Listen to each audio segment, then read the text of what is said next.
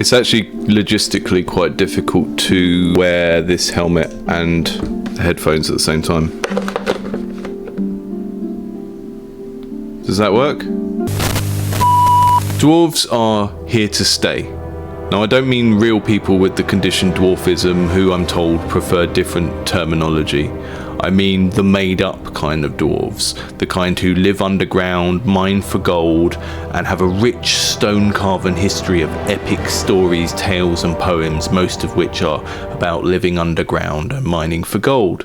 From their origins in the mythic poems of the Vikings to becoming a mainstay of the fantasy genre via Tolkien, dwarves frequently come to represent a kind of fraternal stoicism paired with a love of industry, invention and business. I have been cursed. Now I am made of Lego. I'm Dr. Joe Baxter Webb, and here on the Indie Game Clinic I regularly unearth some small indie game which is currently in development to see what, if any, gems of game design wisdom we might be able to extract from inside of it. Today I'm going to be digging into a game called Underneath Dwarven Artifacts. It's a first-person dungeon crawler currently under construction at Quetzal Studios. Yes, I know I did a dungeon crawler a couple of weeks ago, so I should probably look at something else, but you, the community, voted for this brazen lack of diversity in our lineup. Also, the last time I looked at anything with a dungeon in it, it was the best performing of my critical playtest videos so far, because you lot can't seem to get enough of dungeons. You're a bunch of dungeon lovers. Anyway, let's get some first impressions of the game.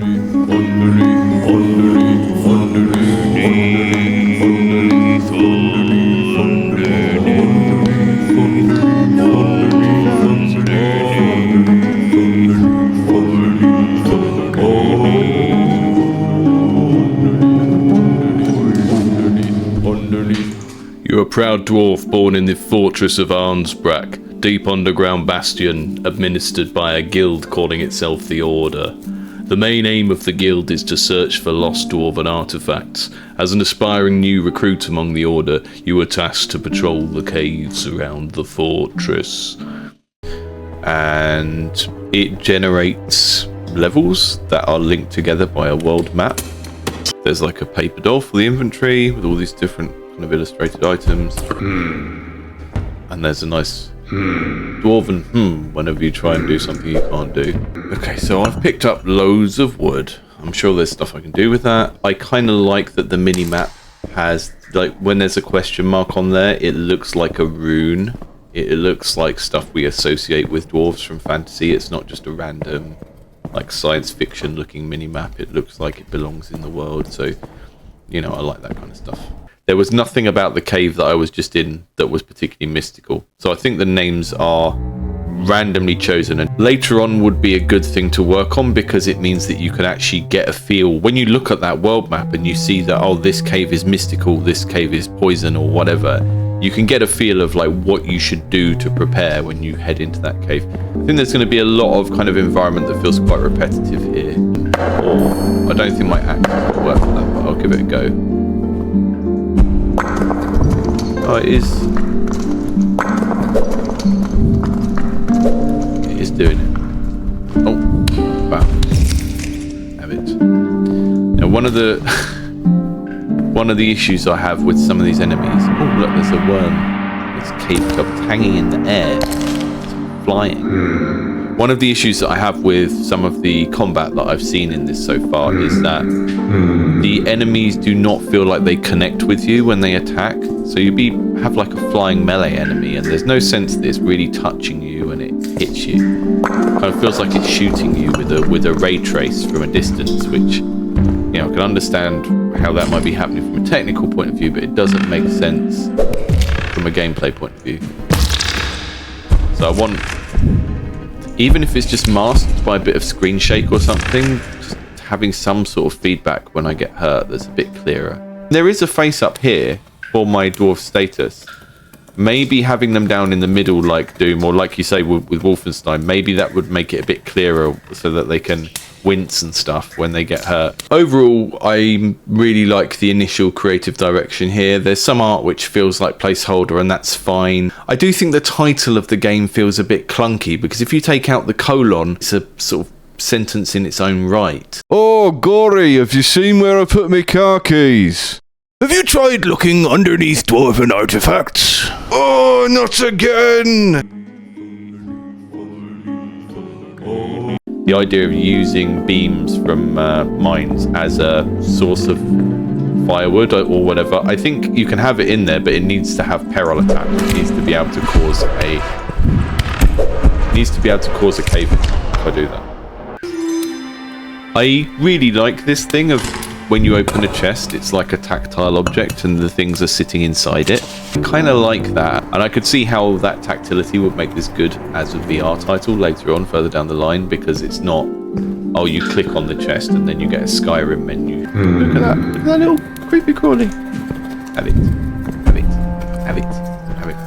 Wow, that was disappointing. We're going to travel to Arnsbrak Fortress, so this is like the Dwarven capital. I will be interested to see where they go with that. Gonna eat some figs, gonna eat an oyster mushroom. I like that they've really thought about what sort of food might be underground. It's not just like randomly an apple or a chicken leg or long tall architecture. They've gone for kind of neo-Gothic kind of vibe.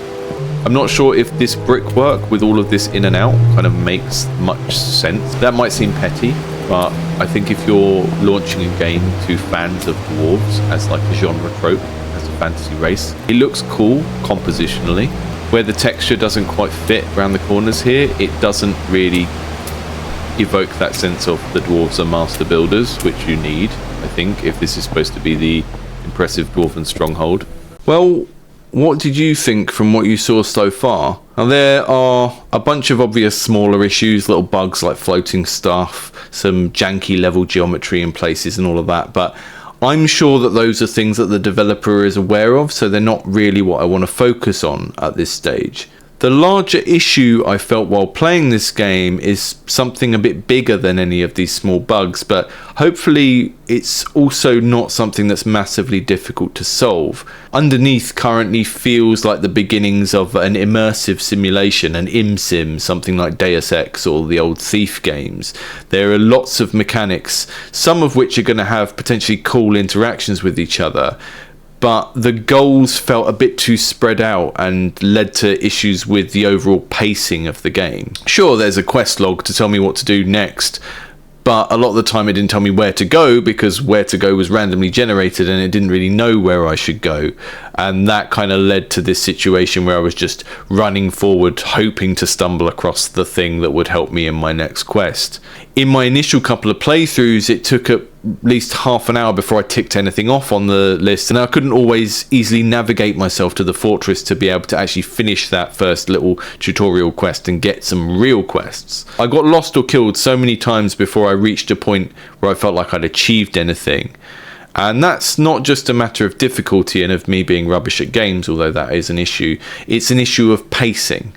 Words like pacing, cadence and rhythm come up a lot in game design. They're terms that we probably associate most with music, but we apply them to games, to film editing, to comedy, and even to sports. Pacing, cadence, and rhythm are all metaphors to explain time and the repetition of events, and they apply to basically any human activity that has an element of performance in it.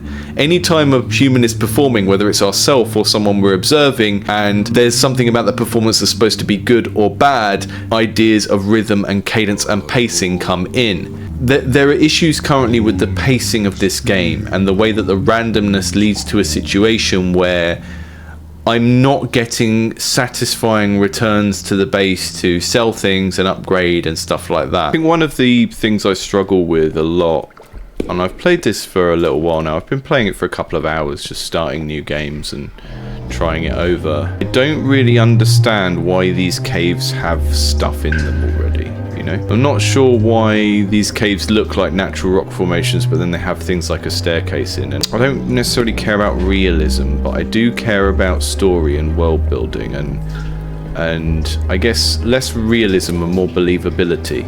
The spaces do feel very generated in a way that I think will be refined as this game gets developed and will get perfected, but What was this space used for, and why is there torches and... Ooh, a backpack. So it looks like the backpack just expands my inventory. Let me see. Yeah. I was waiting to get a backpack so I could carry more stuff. If I'm gathering dwarven artifacts, then there's a sense that the dwarves have had some sort of civilization and it's maybe been lost for some reason. They've had... oh, who's that? Oh, killed it without even looking. You know, the dwarves have been down here, they've had a civilization in the past, and something's gone wrong and they've left behind artifacts. That kind of makes sense to me, but then if that's the case, then I think I would expect more of these caves to look less like mines and more like the buildings in Markarth in Skyrim or the deep roads in Dragon Age, because that's like heavy stonework. People have lived here or used this place thousands of years ago, and it's a place from a bygone era. But this kind of mostly just feels like these are old mines. But I don't find that many of these places suggest an ancient lost civilization yet, which I think could be something that the dev thinks of when you start to think about how to vary these, because at the moment every space I've been into has been a natural rock formation. You have some items that are sprites and some items that are 3D objects. I don't hate it. I think it's kind of cute. But I also think this game could get away with being all sprites. The difference between the quality and style of the 3D models is quite jarring, and I think I would actually probably find it quite charming if we had illustrated, you know, Doom style sprites. But then I'm an old codger who played Ultima Underworld, so I'm gonna have a tolerance for that. Hello, Goblin. Do you not have any AI? I don't want to kill him because he seems like a non-combatant. He's not doing anything, but I need to test the game properly. Maybe I butchered him. Ooh, bladed quarterstaff. Ooh, neat. I can't use it. I can't use it. You're not nimble enough. This is art imitating life. That's what happens to me in real life. People are always coming up to me when I try and do stuff and telling me I'm not nimble enough. And I don't think it's very fair. I mean, it might be true, but I deserve a chance. You know, I deserve a chance to have a cool bladed quarterstaff and not to be mocked for my lack of nimbleness. You found a pear. You found a blind fish. I am available for voiceover work, so if you want a bad Midlands accent and saying, you found a pear after every item, then I can do that. It's not deep enough to be a dwarf voice anyway. It needs to be like, you found a wood. Travel to the crepuscular dwarven ruins. Crepuscular? I don't know what that means, and I've got PhD. What's crepuscular? Leave your answers in the chat. I mean, I can Google it later on, but maybe I don't want to. Maybe it's good if some things remain mysteries. If we're trying to give this place a sense of history, it would be cool if some of the caves weren't just called so-and-so cave. You could probably combine the descriptive level name with a dwarven history name in some cases. So for example, this cave that has a horrible large spider running around in it could be called Beaufort's, that's my random dwarf name, Beaufort's Entanglement, right? And then that tells a story. That's where the heroic Beaufort got tangled up by a big spider. And we don't go there anymore, and that's why it's called that. So it feels like a previously inhabited place, because at the moment it feels like little encampments put up in a mine. And that might be the vibe you're going for, but I don't know. I do think that, you know, maybe you're trying to throw people straight into the action by not starting them at the fortress, and I understand the logic behind that, but it might be better to start people in the fortress and just make sure there's some stuff for them to do there so that they can sort of self-tutorialize if they want to, you know, beat an easy enemy just outside the fortress or whatever. But it feels quite like the difficulty of getting to the fortress of the dwarves is quite variant between runs. I think that can potentially lead to some quite bad user experiences, especially when you're giving people their first couple of playthroughs and you just want them to, you know, enjoy the game, get hooked, want to play it more. Ah, I've patrolled enough cave to report back. That's good. I don't want to go that way. I still think that map might be better from the side. I don't think it would be a game changer to do the map from the side. It just... I don't know. Underground living is not flat, is it? It's depth-based. Now, remember what this channel is all about. I play a game and I give feedback to the developer to try and help them make that game a bit better. But also we try and look for universal design principles that we can extract and the developer and any other developers watching can use for their own games. And thinking about those notions of pacing and rhythm, I think the universal game design concept that we need to think about here is the game loop, which is something you've probably heard designers and developers talk about before. A game loop, again, is a game design specific metaphor that helps us to deal with ideas of pacing and cadence and rhythm by looking at which activities in a game repeat and how often in relation to each other. When game designers or critics talk about game loops, they're using the idea of a loop to talk about things that recur over and over again in a game. A game loop could be something like going into a cave, clearing out all the enemies, finding any loot there is to take, and then going and finding a new cave to start doing that all over again. So what, that's just a series of repetitive stuff. It doesn't really help us explain anything.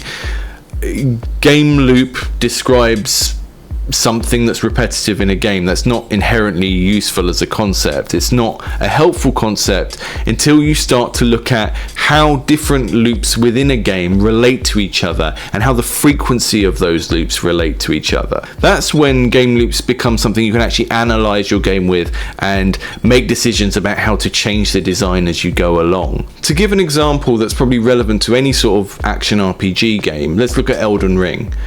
In Elden Ring and in most action RPGs, there's a tight central loop of combat where you enter a space, clear out the enemies there, look for stuff to collect, and then do it all again in another space. That's the smallest loop of the game, really, unless you want to get into what happens when you swing your sword about and dodge and roll. That smaller loop exists within multiple other kinds of loops. So you do that enter, kill, find loop dozens of times in order to gain enough runes or whatever the currency is in another game in order to level up. So the leveling up is a medium-sized loop and it has lots of little loops within it which are combat. And then there might be a larger loop around that. So again, in Elden Ring, the example would be leveling up enough times to know that you can face the area boss and be victorious. You've got loops within loops within loops.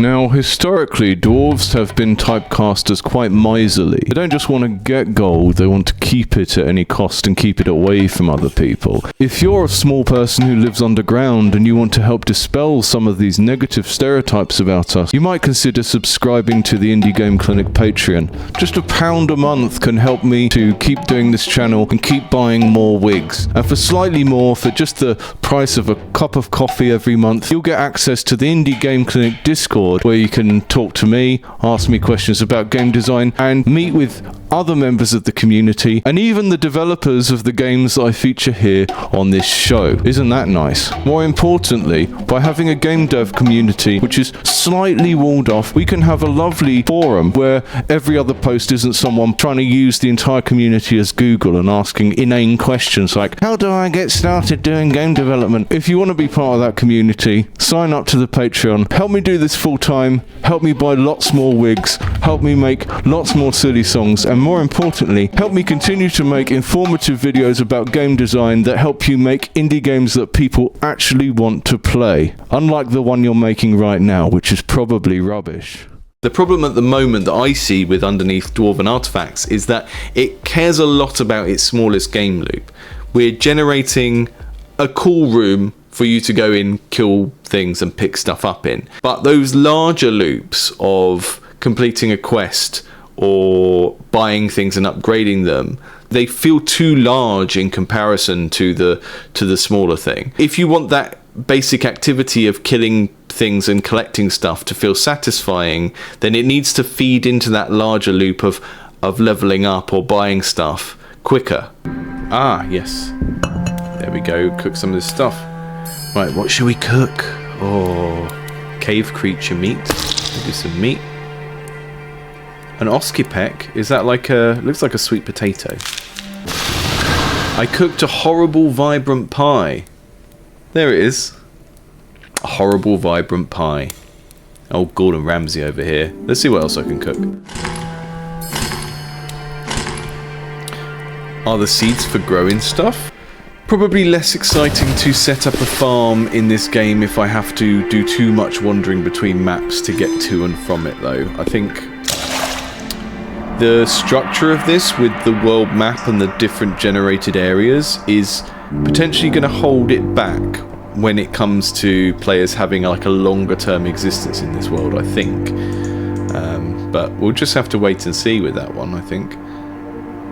The inaccessible caves. It does suffer a little bit from the randomness of the generation. I'm being given places, right? I'm giving places to move through. I'm not being given events. You know, I go onto that map, I walk from one side to the other to get to the exit, to get to the main map, to get closer to the place I'm trying to get to on the main map. And in that journey through that tunnel, if anything happens, it's purely by chance. There's not necessarily a system in place to make sure that there are interesting events happening. When you have encounters, like for example, you happen across a bunch of monsters, you happen across a bunch of spiders, why are the spiders there? And just having something like, oh, there's a fresh goblin corpse on the floor, and the spiders are there because they're eating the goblin corpse. That can be a great way to make it feel a bit more like it is trying to emulate a world with more going on in it.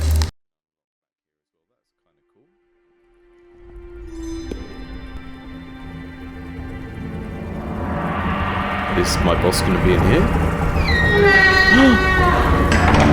Thorin Oakenshield, son of Thane, son of Thrall, king under the mountain. Kill 5 goblins, kill 11 bats, gather 4 ores. Maybe this goblin is like a library asset and everyone is using this goblin in their games. I don't know. But the combination of the hood and the little pants is sending me, because he looks like he's been dressed up by someone else, right? Like, what is... He's not dressed up in sort of scraps of things he can find. This is like a fashion outfit. He looks like he's been dressed up to be like a butler at someone's weird party. Right, we're going to kill some goblins, we're going to cook some meals. And it doesn't say anything about the quality of the meals, so it looks like old Thorin Oakenshield is going to get one of my classic vibrant pies. Whoa! That was weird. We got a torch generated in there and it immediately lit the place up. This is where we reach a point where you kind of think, what is the gameplay experience of I have to kill 10 goblins now? When we go to the world map, there's no way for me to like target a location to know that's where goblins are. And we don't necessarily want to do that. We don't necessarily want to put a marker on the map and say this is the only place where you can go and kill goblins. But there might be a way to create connections where it's like, if a cave has this name, then we know there's goblins there. Now I guess I can speed up the cooking quest by going back to the capital because I know that there's definitely an oven there. And I think this is going to come back down to level design, or, you know, however your algorithm for your world generation is doing level design, because there's still a level design even if you're doing it algorithmically. If there are locations on the map, if every third location is a more extinct but civilized dwarven area that is more sort of wrought stone and beds and stuff, then I might start to learn over time that that's where I go if I want to know 100% sure that there will be an oven and I can cook stuff. But at the moment, there's no way for me to tell where there's going to be an oven. Or maybe it could be... I don't like that. Cool monster design, though. I mean, that stopped being a spider. That's like a weird lobstery crab thing. That's really cool. One of the things is the game started off with us going on a patrol, right? So we were supposed to be gathering information, presumably. Now that we've been through these places, they have a lit up circle around them, but there's no information about them. So you're relying on the player's memory to know what was in each of these things. And that means that the time I spent in them hasn't really contributed to me having any longer term strategic understanding of this world and what I can do in what places. So coming back to the issue of being able to find an oven when I have a quest to cook stuff, it could be the case that after I've interacted with an oven in this place, when I hover over it on the map, it now tells me there's an oven there, or it tells me there's a bed there, or it tells me that that's a place where I sighted goblins or whatever. I'm not sure that that's exactly the way of resolving what I'm talking about, but I do think players are going to need more ways to understand how to achieve the goals they've got rather than just randomly running around and waiting to find that thing. It's very unsatisfying to leave that kind of long-term planning up to random chance, because it just becomes a gamble then of just press forward and just keep hoping to find the thing that's on my to-do list. I think that the couple of things you can do here to make that less of an issue is give level names that give more of a clue as to what's going to be in those areas, right? Like the Goblin Caves. It's a bit on the nose, but it will at least solve the problem. Or, you know, a place is called by a dwarven town name. If I go into an area that looks a bit more like where dwarves used to live and there are beds there and there's definitely going to be a fire where I'm going to cook, that's the sort of place where it could have like a dwarven town name. Instead of being called the so-and-so caves, it could be like a Boromir's Rest or whatever. And that means that when you go there, you start to realise that all of these towns have beds and an oven in.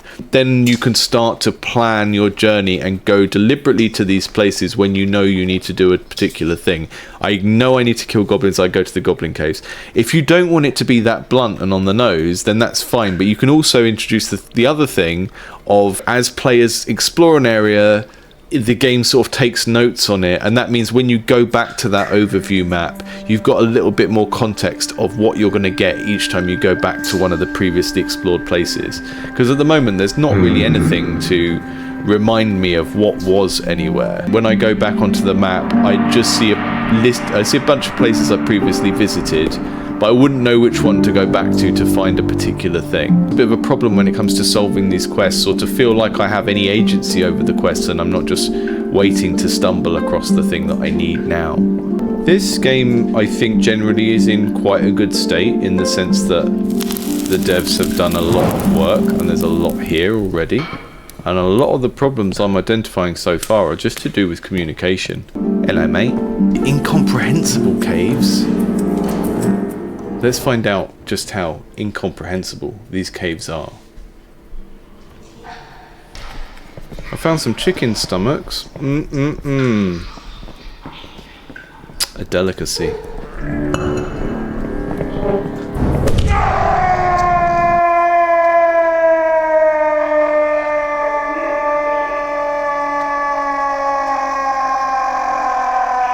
Very long scream, isn't it? You were killed by slashing damage inflicted by goblin. Underneath greets me with loads of tunnels to explore, loads of bats to beat to death, but I don't know why I'm doing it. I mean, I have quests to do, but there's not a sense of where I'm going to be in an hour's time, or where I'm going to be in 3 hours time, or some goal to work towards. And I know from what the developer has told me that that is already a thing that's being worked on, because there's going to be building, there'll probably be other subsystems that you would imagine there would be in a survival crafting game like The Forest or Subnautica. So I feel like some of the issues I'm raising here are already being worked on. But at the moment, the gap between the moment-to-moment stuff I'm doing to explore and survive and the larger goals, the macro progression of trying to complete my quests or do anything with a longer view to the future, that gap is just way too wide. In Minecraft, I have to build some kind of shelter within the first day in order to survive the first night. And that shelter might just be a hole in the ground, but it creates a blueprint for the rest of the game. That I'm always going to be using the resources around me to create a shelter to make sure that the nighttime doesn't kill me. So even in that first day of the game in Minecraft, I'm basically taught everything else about the game. Obviously, I'm not taught everything about all of the different materials and all of the different mobs in the world.